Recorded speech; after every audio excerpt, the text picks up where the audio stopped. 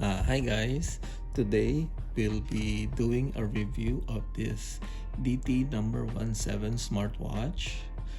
This one, I got it roughly around 2 months ago, and I really just wanted to test the features that I use before giving my opinion on this watch. And just to make it clear, I'm not going to give any technical details or review about the watch anymore because this watch has been around for quite a while. So this review is purely on my usage. So basically this watch, I use this for the pedometer and the heart rate monitor, and of course I use it as a normal watch. So this one, what I can say is the heart rate monitor and the pedometer is quite good. It's on par with my Apple Watch. And yeah, you might be asking, if I had an Apple Watch, why will I still need to use this one? Where basically I still use this one because the Apple Watch, the charging of the Apple Watch, the battery life, I mean, it's like it's a daily charge. So sometimes if I need to rush, I need something that I can just grab and go, and I'm at least not going to worry about the battery. And this one, after 2 weeks of testing, more than 2 weeks of testing, basically I did at least, I think, almost 5 weeks of testing, because for the first week I tested the thing, I basically had all the settings, like the screen was totally on the lowest brightness, because I was thinking how long it will last if I had the settings like that. So the thing that I noticed is that the watch itself, the the battery life is basically 2 weeks. You're basically assured of 2 weeks. Like what I said, when I had the settings of the brightness really down, it lasted for about, I think, 16 to 18 days. So what I did was I totally changed the brightness to 100%, and then together with that, I set the heart rate monitor to do an hourly reading, which is still quite good. It basically didn't change the battery life at all. I was still getting around 2 weeks. So what I did again after the first 2 weeks was I put the heart rate monitoring to read every 30 minutes and then every 10 minutes. And after those basically 5 weeks of testing, the heart rate monitor reading, even if it's up down to 10 minutes, every 10 minutes it's going to read my heart rate. It's the battery impact is almost negligible. I still get about 14 days of battery life with this watch. So it's really quite good. And like what I said, the reading for the heart rate and the pedometer is on par with my Apple Watch Series 3.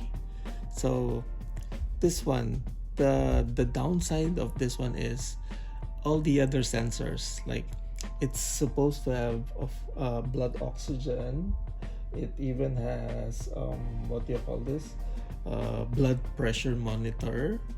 But all those things, you can forget about it. Those things doesn't work. Another one is the what do you call this, the sedentary monitoring, the notice, wherein compared to other smartwatches that I had, Apple Watch, even my Samsung last time, it basically detects if I'm just sitting down or standing up, and the length of time that I've been sitting down. This one, if you set the sedentary alert, it's just like an alarm. It's going to give you an alarm whether you've been standing up or sitting down. It's just going to give you an alarm. Same as, of course, the water. I think it's an alarm for you to drink water, so it's the same thing. So like what I said, you can forget all those other features that this watch is saying. So basically, what you can use this for is really for just the pedometer and the heart rate, and of course the watch. Then what I can say about the looks, is it's quite good. It's from afar, it really looks legit. It looks like a Series 7. One of the things that you may notice will be a difference is, although it's not quite noticeable, is for starting Series 4, you'll see this button to be really flush down, but here you can actually see that it's still raised, much like the Series 0 to Series 3. The button here is still raised, and it doesn't have the release button here. But other than that, the looks is quite legit. And this watch face, by right, the number, basically the number on the dial should be static, and it should only be moving when you're moving the crown. But for this one, it's always moving.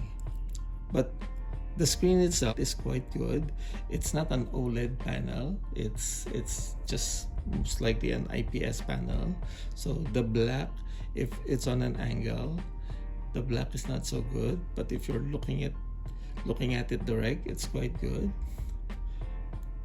See, these are the watch faces, and there's a ton of watch face if you link this to your phone.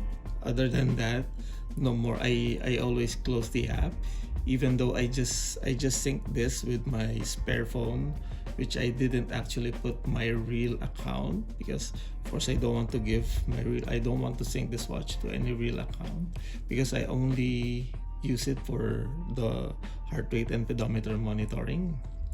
So anyway, this watch really looks nice, and if you want to see it with other style, because this is the strap that came with the watch, which is basically a gray strap, because this is the gray model. By right, for Series 7, this is supposed to be Starlight, but this one is actually just a normal silver aluminum and not the Starlight version. But it still looks good. So you can see that we can actually use actual Series 7 cases. Like this one is for stainless steel. You plug it in, see, it's highly sensitive. The touchscreen is not affected. The button is quite okay.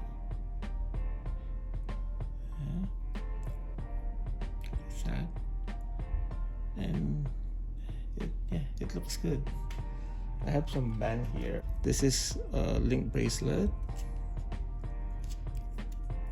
Okay, see, it's reading now, because like what I said, it's set to read the heart rate every 10 minutes. See, this is the link bracelet. It's totally usable.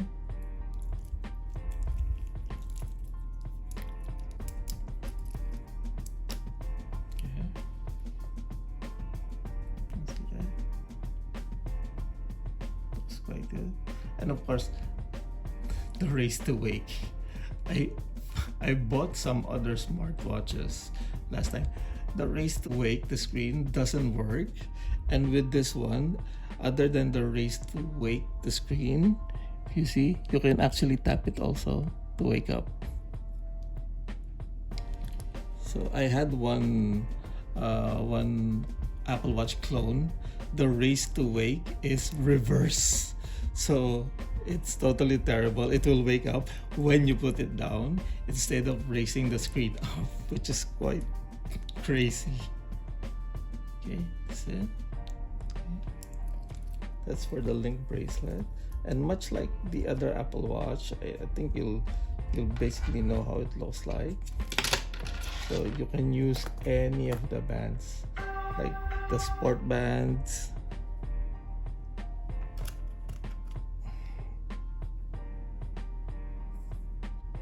So from afar, of course, it looks legit. And what I can say is, although I won't promote buying knockoffs, but if you just want a cheap alternative, then I can say this one is going to be a good one, because first, the sensor works compared to other clones wherein the sensor is just giving random readings. So that one will be a plus for this smartwatch. Yeah, put this one first. Yeah. And it looks quite good.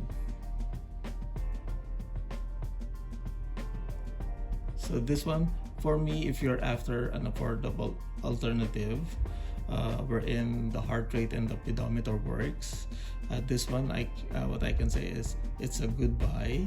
But if you're after like really accurate measurements for the blood oxygen, I think also the GPS, then I think it will be better if you got the real thing.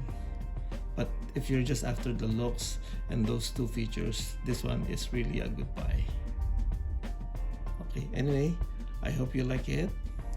So if you like this video, please like, share, and subscribe. Bye for now.